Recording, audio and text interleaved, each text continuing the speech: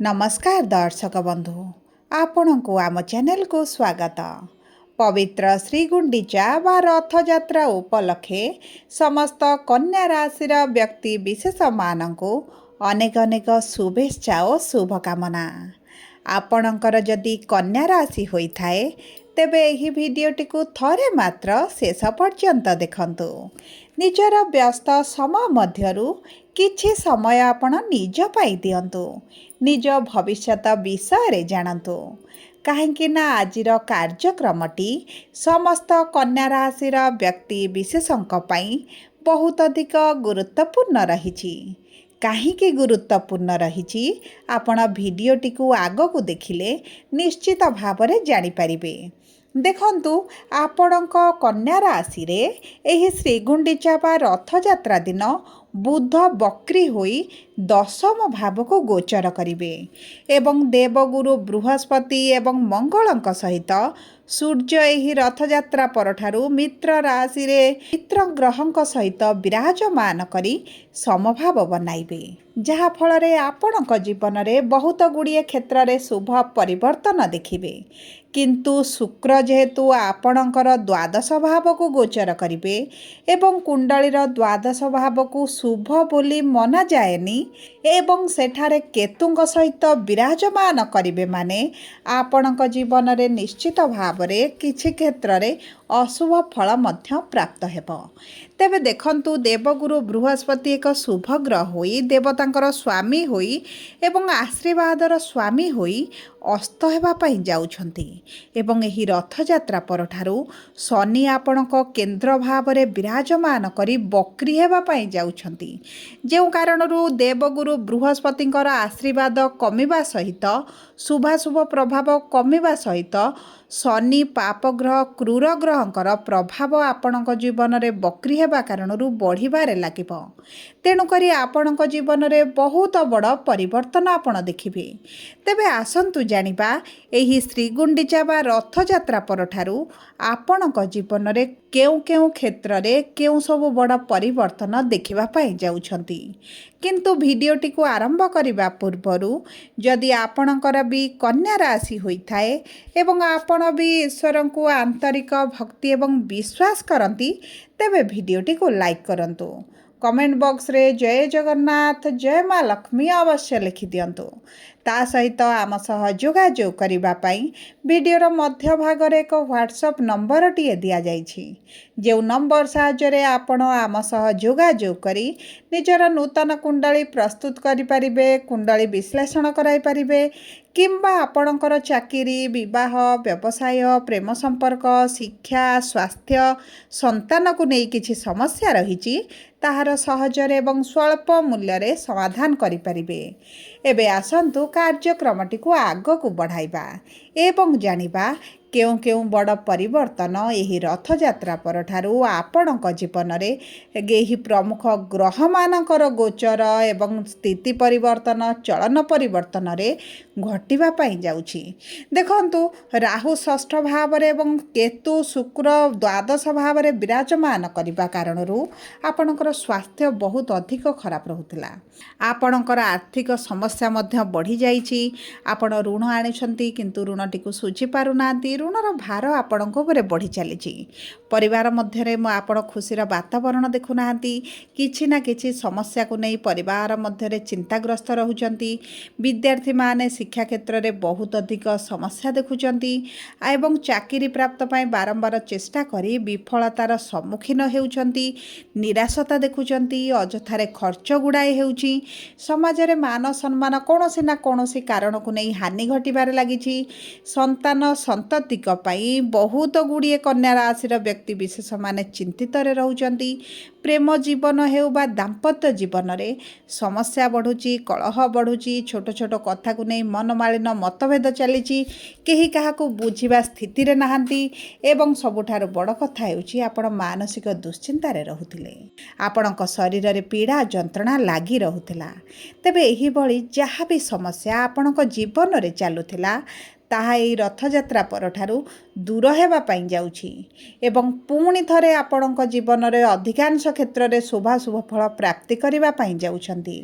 एबे आसंतु जानिबा ନକ୍ଷତ୍ର ଅନୁଯାୟୀ ଆପଣଙ୍କ ଜୀବନରେ ଏହି ରଥଯାତ୍ରା ପରଠାରୁ କିଭଳି ପ୍ରଭାବ ପଡ଼ିବା ପାଇଁ ଯାଉଛି। ସର୍ବପ୍ରଥମେ ଦେଖିବା ଉତ୍ତରା ଫାଲ୍ଗୁନୀ କନ୍ୟା ରାଶି।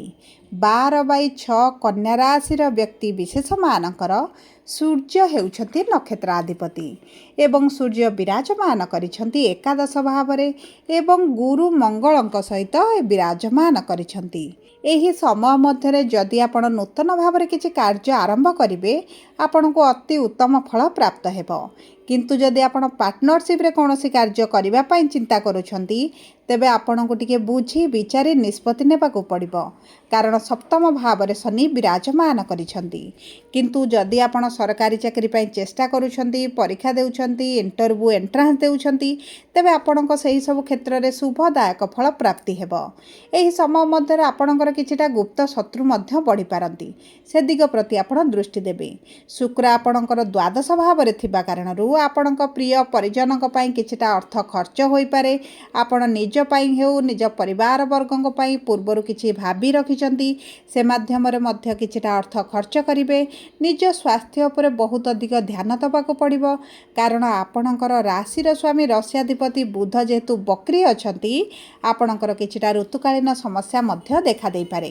ଏବଂ ତା ସହିତ ଯେହେତୁ ଭାଗ୍ୟାଧିପତି କେତୁଙ୍କ ସହିତ ଶୁକ୍ର ବିରାଜମାନ କରିଛନ୍ତି ଦ୍ୱାଦଶ ଭାବରେ, ଆପଣଙ୍କର କିଛି ଏଭଳି ସମ୍ପର୍କ ରହିଛି ଯାହା ମିଥ୍ୟା ସମ୍ପର୍କ ଭଳି ଆପଣଙ୍କ ସହିତ କିଛିଟା କାରଣବଶତଃ କିଛିଟା ଲୋଭବଶତଃ ଯୋଡ଼ି ହୋଇଥିଲେ ସେହିଭଳି କିଛି ସମ୍ପର୍କ ମଧ୍ୟ ଆପଣଙ୍କର କଟିଯାଇପାରେ।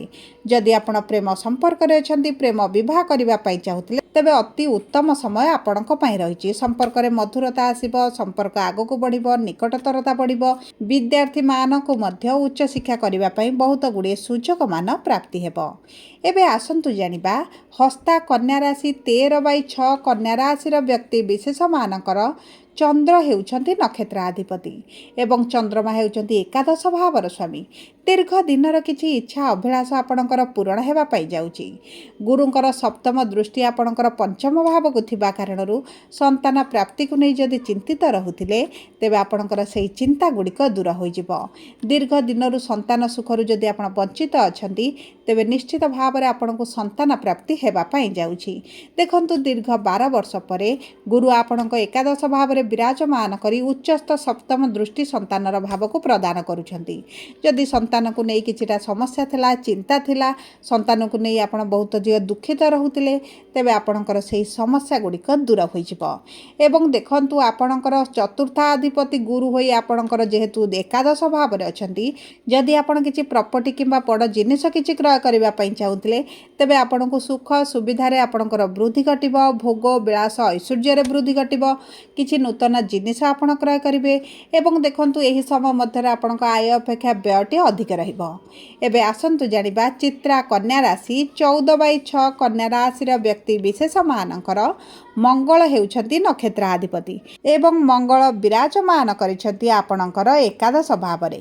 ଦେଖନ୍ତୁ ମଙ୍ଗଳ ଆପଣଙ୍କର ଦ୍ୱାଦଶ ଭାବକୁ ଗୋଚର କରିବା କ୍ଷଣି ଆପଣ ଯଦି ଅର୍ଥ କେଉଁଠି ଲଗାଉଛନ୍ତି, ଟଙ୍କାରୁ ଟଙ୍କା କମାଉଛନ୍ତି, ତେବେ ସେହି ସବୁ କ୍ଷେତ୍ରରେ ଟିକେ ସାବଧାନ ରହିବାଟା ଆପଣଙ୍କ ପାଇଁ ଅତି ଉତ୍ତମ ରହିବ। ଯଦି ଆପଣ ଏହି ସମୟ ମଧ୍ୟରେ ବୈଦେଶିକ ମୁଦ୍ରା ରୋଜଗାର କରୁଛନ୍ତି, ଅନଲାଇନ୍ ରିଲେଟେଡ୍ କିଛି କାର୍ଯ୍ୟ କରୁଛନ୍ତି, ଏକ୍ସପୋର୍ଟ ଇମ୍ପୋର୍ଟ ଟ୍ରାନ୍ସପୋର୍ଟରେ କିଛି ଆପଣଙ୍କର କାର୍ଯ୍ୟ ଚାଲିଛି, ତେବେ ଆପଣଙ୍କର ଭାଗ୍ୟ ସାଥ ଦେଉଛି। କିନ୍ତୁ କୌଣସି ବଡ଼ ନିଷ୍ପତ୍ତି ନେବା ପୂର୍ବରୁ ଆପଣ ବୁଝି ବିଚାରି ଯଦି କାର୍ଯ୍ୟ କରିବେ ଆପଣଙ୍କ ପାଇଁ ଶୁଭଦାୟକ ରହିବ। ଏହି ସମୟ ମଧ୍ୟରେ ଯଦି ଆପଣ ତରବର ହୋଇ କୌଣସି କାର୍ଯ୍ୟ ନ କରନ୍ତି ତେବେ ଆପଣଙ୍କୁ ଉତ୍ତମ ଫଳ ପ୍ରାପ୍ତି ହେବ। ଆପଣଙ୍କ ବୈବାହିକ ସମ୍ପର୍କରେ ଯେଉଁ ତିକ୍ତତା, ମନମାଳିନ୍ୟ, ମତଭେଦ ଚାଲିଛି ତାହା ଦୂର ହୋଇଯିବ। ଗୁରୁଙ୍କର ନବମ ଉଚ୍ଚସ୍ଥ ଦୃଷ୍ଟି ସପ୍ତମ ଭାବକୁ ଥିବା କାରଣରୁ ପାରିବାରିକ ସ୍ଥିତିରେ ଉନ୍ନତି ଆସିବ। ବିବାହର ଅଚାନକ ଯୋଗ ଆସିପାରେ, ଆପଣଙ୍କର ବିବାହ ଠିକ୍ ହୋଇପାରେ କିମ୍ବା ବିବାହ ମଧ୍ୟ ହୋଇପାରେ ଏବଂ ତା ସହିତ ଦେଖନ୍ତୁ ଆଗାମୀ 1 ବର୍ଷ ପର୍ଯ୍ୟନ୍ତ ଆପଣଙ୍କ ବିବାହ ପାଇଁ ଅତି ପ୍ରବଳ ଯୋଗ ବନୁଛି ଏବଂ ଏହି ସମୟ ମଧ୍ୟରେ ଭାଗ୍ୟ ଆପଣଙ୍କ ସାଥ ଦେବା କାରଣରୁ ଯଦି ଆପଣଙ୍କର କୌଣସି ଦୈନନ୍ଦିନ ରୋଜଗାର ରହିଛି ତେବେ ସେଥିରେ ଆପଣଙ୍କର ବୃଦ୍ଧି ଘଟିବ, କିନ୍ତୁ ଆପଣଙ୍କର ପରିଶ୍ରମଟି ବଢ଼ିଯିବ। ଆପଣଙ୍କର ଯେକୌଣସି କାର୍ଯ୍ୟ କାର୍ଯ୍ୟରେ ଆପଣଙ୍କର ସମ୍ପୂର୍ଣ୍ଣ ମିଳିବା ପୂର୍ବରୁ କିଛିଟା ବିଳମ୍ବ ଦେଖିପାରନ୍ତି, କାର୍ଯ୍ୟଟି ଅଧାରେ ଅଟକି ପାରେ, କିନ୍ତୁ ଆପଣଙ୍କୁ ନିଶ୍ଚିତ ଭାବରେ ସଫଳତା ପ୍ରାପ୍ତି ହେବ। ଆପଣଙ୍କୁ ଏହି ସମୟ ମଧ୍ୟରେ ଧୈର୍ଯ୍ୟ ଧରିବାର ବହୁତ ଅଧିକ ଆବଶ୍ୟକତା ଅଛି। ଷଷ୍ଠ ଭାବରେ ରାହୁ ବିରାଜମାନ କରିଥିବାରୁ ଆପଣଙ୍କର କିଛିଟା ପେଟ ସମସ୍ୟା ମଧ୍ୟ ଦେଖାଦେଇପାରେ। ସେଥିପ୍ରତି ଆପଣଙ୍କୁ ବହୁତ ଅଧିକ ଧ୍ୟାନ ଦେବାକୁ ପଡ଼ିବ। ଖାଦ୍ୟ ପାନୀୟକୁ ନେଇ ବହୁତ ଅଧିକ ସଚେତନ ରୁହନ୍ତୁ। ଏହି ସମୟରେ ବାହାର ଖାଦ୍ୟ ଖାଇବାକୁ ଯେତେ ଆପଣ ବାରଣ କରିବେ, ଯେତେ ନ ଖାଇବେ, ଆପଣଙ୍କ ସ୍ୱାସ୍ଥ୍ୟ ପାଇଁ ବହୁତ ଅଧିକ ଭଲ ରହିବ। ଏବଂ ଦେଖନ୍ତୁ, ଆପଣଙ୍କର ଯଦି ଶିକ୍ଷା କ୍ଷେତ୍ରରେ କିଛି ସମସ୍ୟା ଆସୁଛି ତାହା ଦୂର ହୋଇଯିବ। ଆପଣ ଯଦି ବିଦେଶ ଯିବା ପାଇଁ ଚାହୁଁଥିଲେ, ତେବେ ବିଦେଶ ଗ୍ରସ୍ତ ପାଇଁ ମଧ୍ୟ ଅତି ଉତ୍ତମ ସମୟ ରହିଛି। ଆପଣଙ୍କର ବିଦେଶ ଗ୍ରସ୍ତରେ ଆସୁଥିବା ବାଧା ଗୁଡ଼ିକ ଦୂର ହେବ।